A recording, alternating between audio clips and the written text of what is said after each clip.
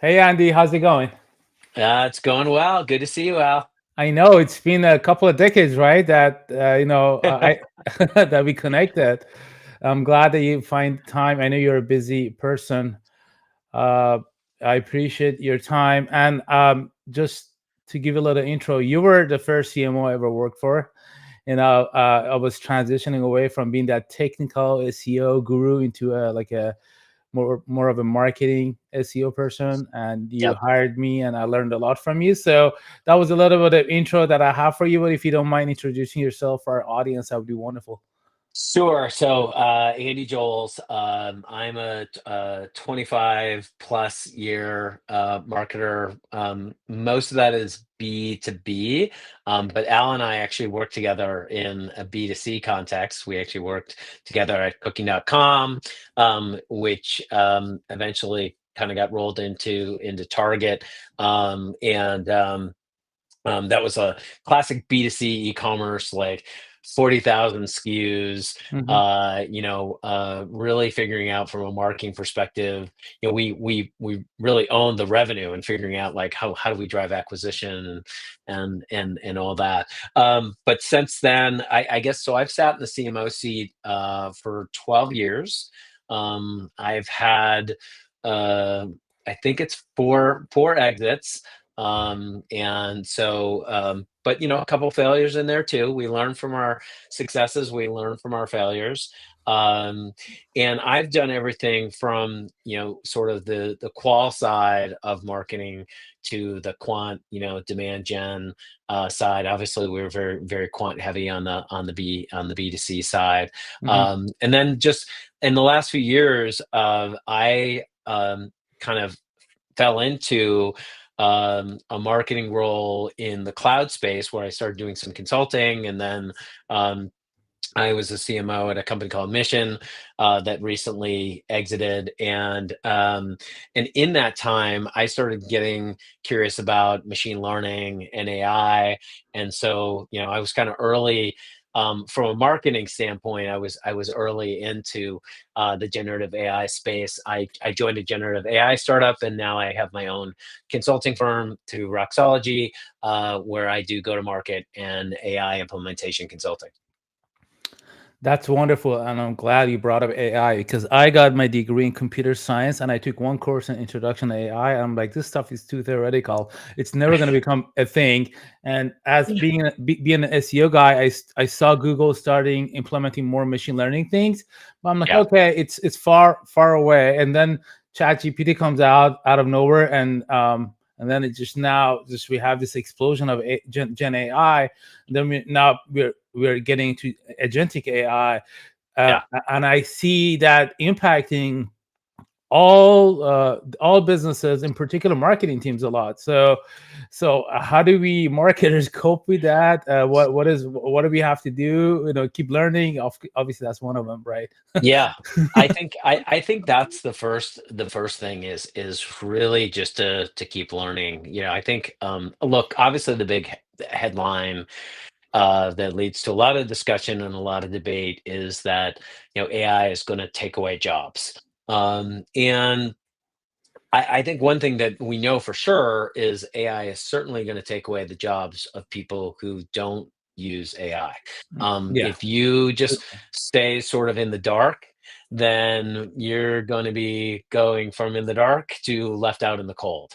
So you have to figure out how to start embracing these tools and technologies, and really just like sort of at the beginning, just playing and figuring out like and it's part of what I'll teach teams is just start by putting it on your phone and using the mobile app and having conversations with it. There are a lot of things that you can do just using it in your daily life, in your personal life. You and I are both parents. I Mhm. use it to help tutor my kids, and so people will look at that and say, well, what, that doesn't have anything to do with business, but it does, because you're honing your skill, you're building your comfort level around it.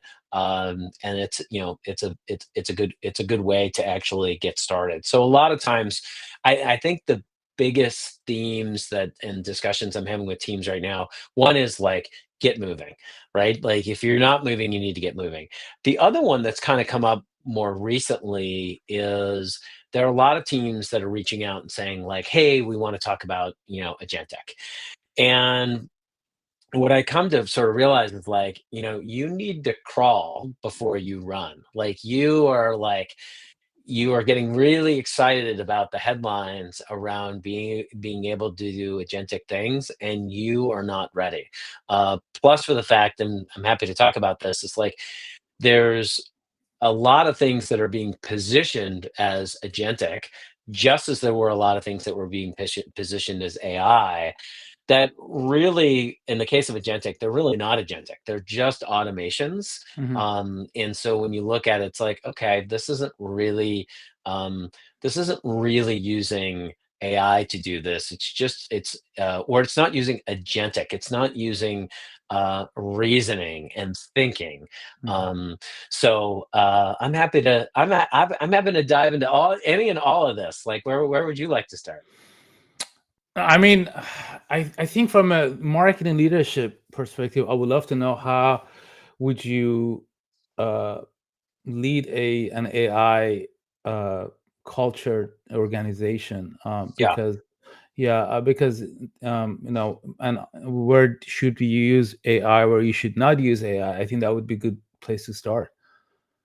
Yeah, well, so I think a framework that I've built recently is really starting around your OKRs, right? Mhm. So if you're a team that uses objectives and key results, and you're using that to manage, on a quarterly basis, then really like I have an exercise where I just take a team's OKRs and I basically run that through AI and say, where like, hey AI, like where can you help me with these OKRs? Mm. and and the LLMs are getting good enough now, whether and we can talk about flavors, but like, whether it's OpenAI and ChatGPT or Gemini or Microsoft, they're all getting pretty good at like taking a task like that and coming back and saying, well, actually, I've read through all these OKRs. I actually think I'm the best suited to tackle them in this order. Like, here's where I can actually help you first. So you don't even as a human have to figure out like where do I start. You can actually use these tools to help you figure out where you should start. So I'll pull this up while we're talking just to read off an example here. But you can go and see like, if you've got an OKR that's around, okay, I want to make sure I'm touching all of um my key accounts with more frequency, then the LLM might tell you like, yeah, this is a really good one to tackle, and then it'll help you actually develop a plan to do that. So I think like starting with the things you have, and I'll say this versus another method that I see a lot of teams do is they'll basically add an OKR for AI and say like, Mhm. "Oh, I'm gonna like, we're gonna add an OKR." I don't like that as much because I sort of feel like, well, you're just gonna push that to the bottom of your OKRs and you're gonna work on everything else. Yeah. Um, so for example, like I had an LLM develop a bunch of OKRs. I gave it a persona. I said, this is a marketing team, and it came back and it said, okay, your first objective is enhance target account identification penetration. Your Mhm. second one is improve account level conversion and pipeline generation. Your third one is optimize account based content and campaign performance. Wow. And then within that, it basically said, okay, like the key result is develop and deploy personalized content for top 20 target accounts with 90% account coverage. And so it basically, and then I asked it, I'm like, okay, like, tell me the rank of all these. And it told me the rank for each of the key results that it put forth as an idea. And then I said, okay, great, let's build out a plan for this. Mhm. And it'll actually start to build out a plan. So part of it is I think one of the things also that happened in since ChatGPT really kind of came on the scene in November of 2022 is like our first use case was like, let's have it write something for me. Hmm. And that's a really obvious, like, and a strong win because clearly the first villain in this story is the blank page and the blinking cursor. Like we as marketers are often faced with creating something from nothing. Hmm. And so it helped us solve that. Like, oh, help me write a press release on. Yeah. And I remember that was one of the first use cases I did was I had it write. I didn't have it write a press release. I remember this. I had it write headlines. Like I was struggling for headlines and bylines. And I said, Yeah. okay, here's the press release. Can you write these? And I remember sitting there with my product marketer and going, wow, like this in like 2 minutes, literally, you know, did what it would have taken us a couple of hours to do, and probably ended up with some better options. Yeah. So we started there, and I feel like a lot of marketing teams are pretty adept at like the writing piece of this, but where they haven't gone to that next phase, which is thinking about these as like thought leaders, and thought partners, and saying, okay, like I'm going to have a conversation with this, and it's going to be my partner to tackle a particularly hard problem. If I have to develop a personalized content um, program for 20 target accounts, I don't just need tactics. I actually need some strategy. I Hmm. need somebody to kind of work with and bounce some ideas off. And so it can really present that. Um, so I think for a lot of teams, and certainly at the leadership level, I'm really telling a lot of CMOs like you have to start using this. This is going to be very difficult for you to just tell your team to go use AI and have the expectation that you can sort of get a free pass and Yeah. that you can't do it. I mean, I think that's always been sort of part of my management fabric really is like, okay, like I want to make sure I'm kind of dog fooding or champagne drinking along with the with Mhm. the team. Yeah. And so to a lot of CMOs, I tell them like, look, you've got to figure out a way to carve out time where you're experimenting and tinkering as well. Yeah, I like that. Just lead by example, right? And I think a key thing you just brought up was just have a conversation with it. It's not just like a one line prompt, right? Just hey, ChatGPT or Gemini, whatever. You are now a CMO, you know, That's right. or right? Like, what do you So think I about this? Yeah, so go ahead. so so part of what I do with that is so Al, do you have any pets? Do you have a dog or cat? Do We you had a have dog any? that died, but yeah, we're Okay. thinking about getting another one soon.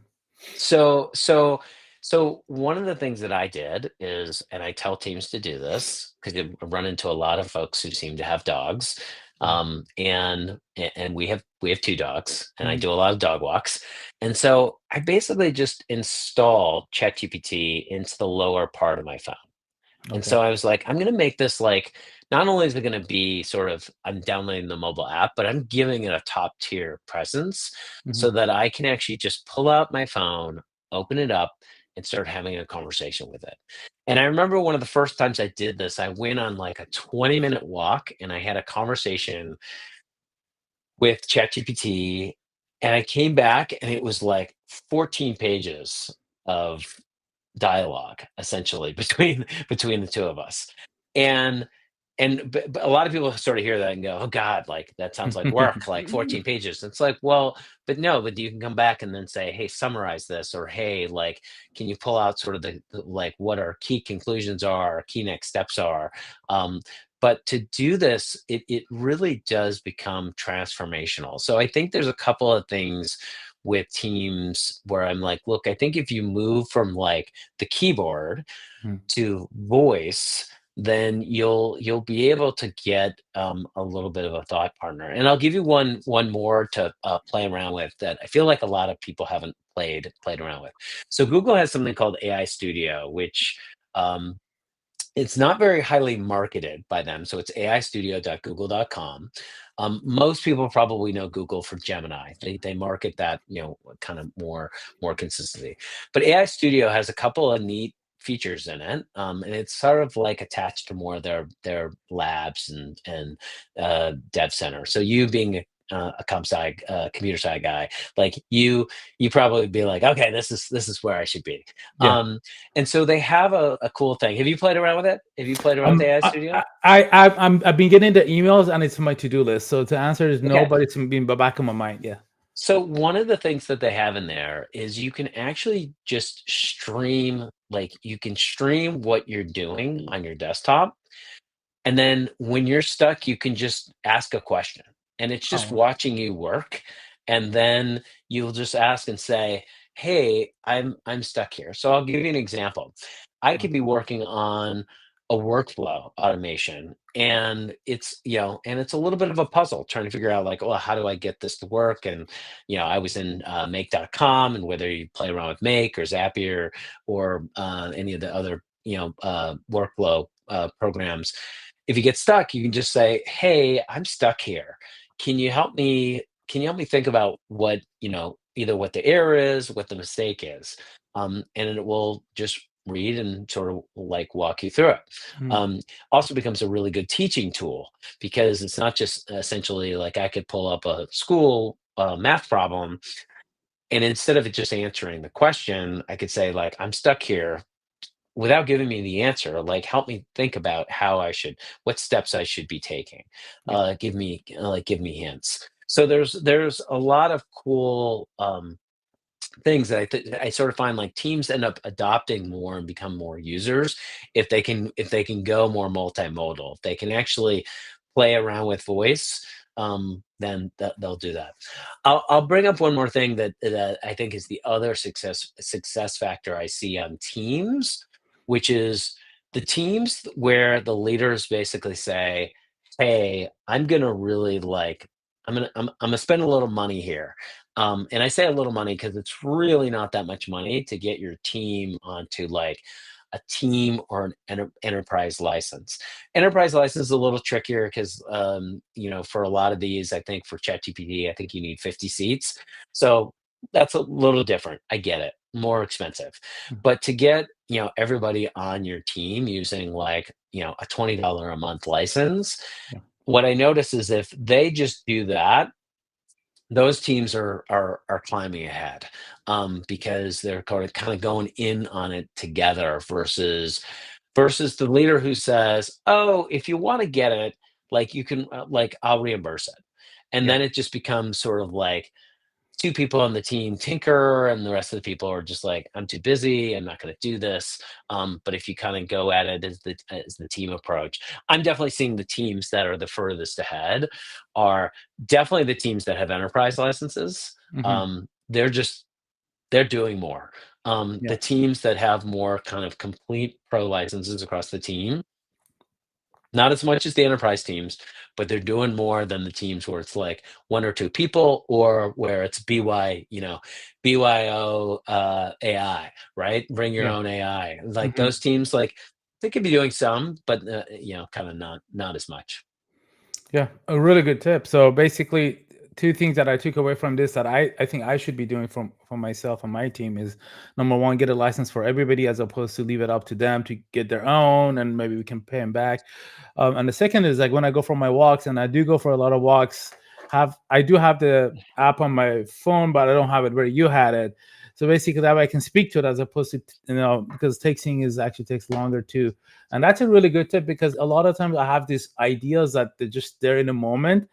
And I could actually record those and refine those using ChatGPT. And I hadn't done that before. So I'm gonna do that for myself for sure. Yeah, it'll be, I think, report back, but most people who end up doing it, it ends up being game changing. And I've heard the counter argument. Some people are like, look, like dog walking is like the one time where I get a break, and I say that's great. I'm not telling you to not recharge. I'm telling you, like, if you're already on that dog walk and you're like listening to podcasts or you're doing something else, like try this is like something that's a little bit more interactive. I think you're right, we often come up with ideas Hmm. while we're out kind of walking the dog or Yeah. or driving in our car, and if we have a long commute, then it's a chance to sort of turn that into more of a conversation. Very cool. So, do you see? Let me ask you a question, and this could be a controversial one. The role of CMO is, has always been the shortest tenure role in the C Yeah, suite, and sometimes a lot of CMOs get moved on and become CROs and CEOs, and that's yeah. why. And a lot of times it just they fall off, or in your case, a company goes public or whatnot. Um, how do you think this role is going to continue being this way, or do you think this is an opportunity for CMOs to really lead the AI and digital transformation? Well, I do think this represents a big opportunity. So I think you're right. I think, look, and I don't know what the statistics show, but it feels like there are fewer and fewer CMO roles. Like it feels like in within different stages of startups, they're trying to lean towards, well, maybe I'm just going to get a CRO and I'm Mhm. going to get like a lower level marketing person to, to tackle this, to tackle this problem. So it feels a little bit more of that. Um, I certainly don't see that many CMOs moving into the CRO role.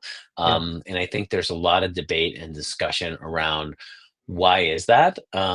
I also like it doesn't feel like enough CMOs try to move into um, the CEO role. And I think that's been true for a long time. I think the thing that I've believed for a long time, and I don't think AI changes this, is you got to get comfortable with math. yeah, That's sort of the first thing, which is like we're living in an increasingly quantitative world, and you have to get comfortable with data and really just math at its core of really understanding like okay I can really understand sort of how the business operates financially. And so to this day, I'm still kind of surprised by some of the metrics that I hear that marketers throw out and how they're yeah, calculating things. And so I'm always like, oh, well, you realize like that's not how they're doing it at the executive level, because you're not putting in all the costs. I think CAC is an example of this. I've seen people do the calculation, and it's like, well, you're not really missing. Like, if you and I own this business, we would be putting in all the costs because otherwise we would be bleeding money. Like, we wouldn't be making money. Like that's an example I'll often use to train teams where around search engine marketing. Like I'm like, okay, so yeah, let's say like Al, you and I actually own this business, and like we are not going to pay $5 for a keyword if mhm, we can only make $5 like immediately off that because like with the overhead and what we have to pay each other, it's not going to mhm, work, right? So yeah, we have to figure out an arbitrage model that actually works, and so I think so that's I think is really number one of getting comfortable with math. The second one is around AI. I think this is an opportunity, just as sort of e-commerce, I think, gave some power to marketers because now it's like, okay, now we're just going to do direct sales. yeah, I think as AI continues to improve, more of that shift kind of moves more down into direct sales, and you're going to get more and more comfort from users buying without actually interacting with people. yeah, So as that happens, I think that falls on the marketers to make sure that's all working correctly. Um, and we'll see if yeah, that evolves the right way. I think I think the RevOps role is to me an interesting. Like somebody asked me the question last week, like where do I think like who's the best suited to be CRO? And I said, well, I think RevOps has an interesting case mm, here because they really understand the map and the mechanics of how it's all flowing and how it's all working. And so if they can get that figured out and working, and if they can figure out sort of enough of the sales and the marketing pieces, they could be they could be in an interesting position. But for the marketing leaders out there, I'm like, look, you've got to you've got to become a little bit more of a generalist, in that you've got to be good at the creative side, Yeah. but you've got to be good at the quantitative side. There's a lot of arguments for AI being that if AI ends up doing all the coding, right, and it can handle actually all the technical and all the tactical, then really what's left is the creative side. And Yeah. I know there's a lot saying like, well, AI can do the creative, but I still think a lot that I'm still thinking again, like the expert creator using AI is going to outpunch, like, either the expert creator not using AI, or the like mediocre creator using AI. Hmm. I just think like that's going to be the best mix.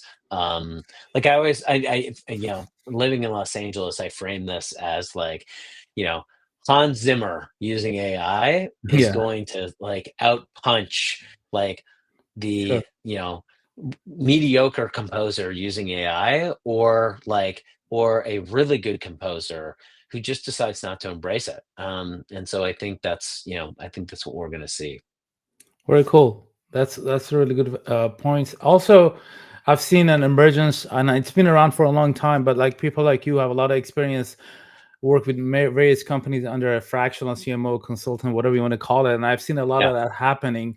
A lot of startups, even the more established companies, are like going that route. I've noticed because that not only financially makes sense, but also just you want someone who's up to speed with everything, and you might need a couple of fractional people to do that, right? So um and I have a comment about quantifying things. I still remember, and I want to tell this story when I came to you, and I never forgot this. I'm like, Andy, I have Moz at the time. It was called SEO Moz. I don't like this tool. yeah, You want better reports from me, so let's buy this other tool.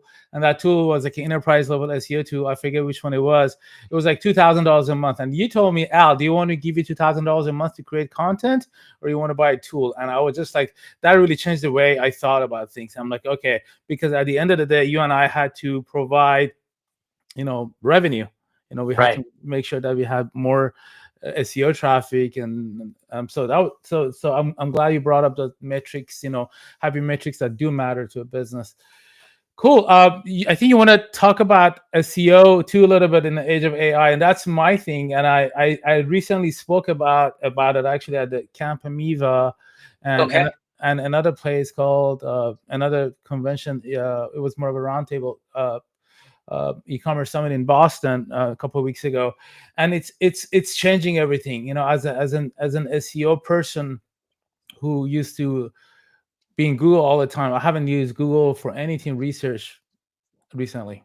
Like I think I use Google right now to look for maps and things like that, and occasionally news because I don't know how recent ChatGPT news is, but um, and then e-commerce. Obviously, even if for e-commerce, a lot of times I go straight to Amazon, and if Amazon doesn't have it, then I go to Google. Yeah. And recently I learned that Perplexity e-commerce actually is pretty good too. You actually want a product, it lists it to you, and it does a better job than Google. Actually, traditional Google, maybe it gives you a table. Hey, this product is, depending on your prompt.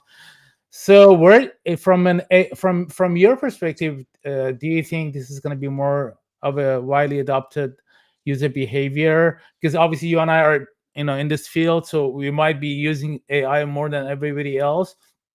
But I sense that Right. maybe a leapfrog here, where all of a sudden users and just common users start using AI more. And I'm going to give an example. I'm going to let you speak. Is that my wife? She's a school nurse. She always struggled about creating reports, and I'm like, hey, download ChatGPT, put your report in ChatGPT, and then it will tell her to do it in a tone you want. And now she's like, she loves it. She even paid the paid version of it. So going back, so she became a common like user of ChatGPT. Uh, do you think SEO, traditional SEO, is going to go away, and the AI search is going to become a new thing? Whatever they call it, AIO, GEO, whatever the name is. Yeah, Yeah. exactly. I think that's part of where we're at, is we're trying to decide sort of what the name of it is. Um, I remember being at an event a couple of weeks ago, and somebody was talking about, uh, selling their Google stock, and I said, "Well, I wouldn't do that just yet." I think Google's making a ton of investment in this. They're trying to figure out, how do they do this, um, and they posted results I think today, and they're again like their growth continues to move up. They continue to beat targets. So I think that there's still growth there. I do think that we're in a sphere of people who are now using AI to the point where we are using Google a lot less for search. I am using a lot of other Google products Sure. like Gemini and AI Studio and Google Cloud and whatnot. So I'm using a number of other tools. I think the other thing that's interesting is because of how nascent this is, and I'll give you an example. So somebody posted a tool, um, and I'll mention it. It was peck.ai, peec.ai, and and the way they described this tool was like, "Oh, this is a tool that's gonna help you rank, like, for LLMs." And I had raised an eyebrow because I was like, "I don't think that's what this is doing. I Yeah. think what this is doing is it's simply monitoring what is happening." And so they're like, so that's sort of the first wave of this is you've got these tools that are coming up that are monitoring tools.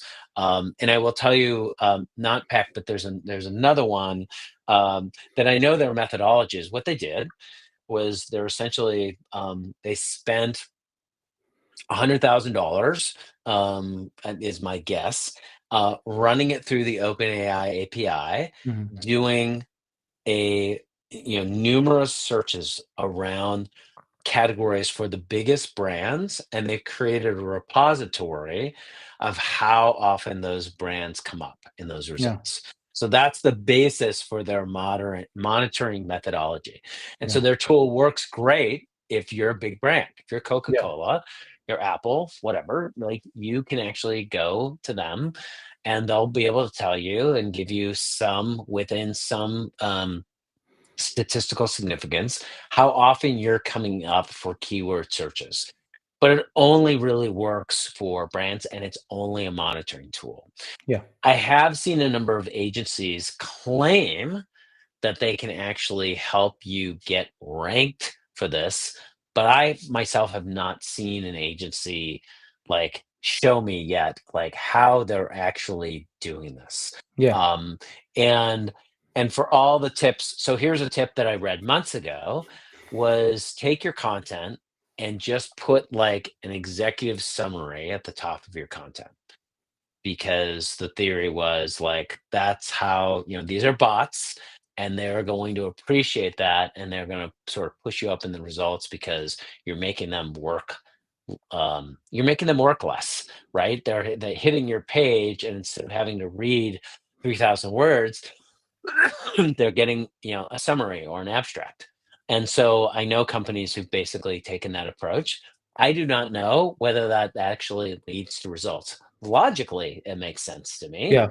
um but I have no idea. So that's kind of where I said I'm curious to see like what you've learned. I think Yeah. that's what my I guess all of that is sort of a short answer of saying like we're pretty early. Yeah. Right? It's just like it all feels really early and I don't think like SEO is gonna go away. I think it's gonna morph and Mm. I think we're gonna figure out like, well, how do we actually do this for the LLMs? What do you think? I mean, everything you said sounded pretty reasonable. The couple of things I've noticed is that LLMs still search Google as an authority. So if you rank in Google, you're more Right, likely to rank in LLMs, and right. that's been the case for us. Another thing is your bylines on other websites are, in my experience, has been very helpful. I write for Forbes Business Council and a couple other Mhm. websites, and I have a byline there as an enterprise SEO consultant. And the other day I was testing in Perplexity. I'm like, give me the top enterprise SEO consultants in California. I was not in them. But then I'm like, top enterprise SEO consultants in Orange County, and then I was in them. I'm like, oh, cool. I was excited to see Yeah. myself. It's because I was self promoting elsewhere, and like you said, they got lazy, and hey, if I'm enterprise SEO on Forbes and Fast Company, and also on my website, I said I'm an enterprise SEO consultant, then this guy must be an enterprise SEO consultant. And since he lives in Orange County and his business is in Orange County, so he's gonna show up there. So like you said, it's still pretty early. There's two things I want to say when it comes to uh, AI search is that I think we gotta change our understanding of KPIs. In the past it was ranking and traffic, and now I think it's about influence because they don't drive traffic back to your website. It's harder for you to track that. Right? A Right. lot It's of times, brand. Yeah. yeah, and they just say who it is. If sometimes they give you links, sometimes they don't. You never know, and even the links are not very like prominent. So I think we got to figure out how that helps us it's not very linear anymore, but okay, they click on my ranking, they go on my website, they convert it. We got to figure out other ways to measure success, increasing direct traffic. I don't know, like what I don't know what that is yet. And the second thing is that I think content is like not just like content with keywords, but content actually matters for Yeah. consumers is more important than before. Because in the past, Google didn't understand your content, but looked at the keywords and tags and stuff like that, and the backlinks to your content. Now these LLMs actually understand your content, so they have to Right. have to judge is your content really useful to the user or not. So it's not just a matter of keywords and stuff. So those are the two things that I believe we have as an SEO and marketers. We gotta think like content. Yeah, we can use AI to write content, but the data that comes out of the content needs to be original. You can't just spin somebody else's content, because that was an SEO tactic before. I would see something somewhere else and I would spin it, and I would just put more keywords more than they did, and Yeah. build more backlinks, and it will rank. And now I don't think it's going to be like that anymore. There's an originality that's going to be more important, and then also, does your content really resonate with your consumers? Google will look at things like bounce rate and exit rate, but no, these LLMs really actually understand your content, because that's what they were trained to do, large language models, right? So I think Which which does seem to align with what Google has been kind of saying all along, all because along, they've yeah, sort of said like, hey, just create great content and this yeah, will work. And yes, I think this aligns. It's like, okay, you got to create great content, and so yeah, it does. It does. I think, as you said, you're not going to be able to be lazy. yeah, You're gonna have to figure out. Okay, anybody can basically spin your competitor's article. hmm, So you've got to figure out like how do you actually do something that's going to be a little bit different and yeah, higher value. sure, And so I think again that's one that's sort of a win for the marketers in this mix, because the marketers are like, well, that requires creativity, right? hmm, I'm going to have to yes. actually sit back and try to figure out like what can I do that's a little bit different. Yeah, and we all sit on some sort of unique data that's unique to us that we can just amplify through content. I know we're running out of time. If you have a couple minutes, I'd like to ask you a couple of personal questions, if you don't mind. Yeah, let's fire away. When Andy is not marketing, what is he doing? Walking the dogs, being family man? Well, when I'm not marketing, I'm actually like um I'll give the business answer first, which is like I'm constantly learning about AI, right? Yeah, So I'm constantly researching, and in fact, I'm one of those people who kind of trades like streaming time and social media time for just spending time on YouTube, like watching AI experts talk about like the latest innovation of the week. So I'm constantly trying to play around. Like the whole vibe coding thing is really interesting yeah, right now, and playing around with like tools like Lovable or Firebase. Like hmm, that's the kind of thing that I'm doing sort of on that side. But on the personal side, I'm part of being fractional is I want the balance to be really involved with my kids and my family. yeah, So I'm spending a lot of time, you know shuttling kids to schools and to practices and doing all that stuff and just wanting to be a little bit more involved in a way that I felt like my parents couldn't always, be there for me. Um, and then like I work out, Cool. I play a little pickleball, try to, Yeah. we just got back from a trip, from Korea. So, Nice. we love to travel as a family. So, so those are some of the hobbies. Yeah, Korea is definitely one place I want to go. I love Korean barbecue. I miss K Town. When I lived in LA, that was my place to go. Cool. Yeah. Yeah. And I guess I think this is actually a business question. If you want to give us a 1 minute summary of your agency, Roxology, and what is it you specifically do? I think you mentioned some of that, and how people can find you. What can they expect from your services? Yeah, so you can find me on LinkedIn. You can also find me at AJ at roxology.com. um, you can I'll throw this out there. You can schedule time with me at scheduleaj.com. So but my services, they really can vary quite a bit in terms of, whether it's you need uh a true just like implementation training session, to just like the go to market applications of like, okay, do you need help actually getting your story together or figuring out like your positioning, to all the way of like, creating a fully implemented go to market plan. Yeah. So tend to work with more startups, but again, it just really depends on sort of what the what the problem what the problem area is. My role when I was a CMO was I was always like the kind of the next scale hire, which is like the previous person had done a great job growing the business to the stage that it was in, and then I was the person to bring it to the next stage. And I try to bring that same thing into my consulting work. Because usually the company's actually got product market fit. They're usually like, now sort of ready for the next growth stage, and they want to add like a level of maturity of like, okay, now we're going to put in frameworks. We're going to do things like OKRs. We're going to put in like some systems to get things, sort of more more moving. And a lot of it, again, is just now we're using more and more modern go-to-market tools to help us accelerate more quickly. ABM, for example, is like that has completely changed with AI. It Yeah. used to be that like doing one-to-one marketing was very, very like high touch, high lift, and now we're able to use technology to do that, much more effectively through tools and technology. Wonderful. I really appreciate it, Andy. I know we both have to go.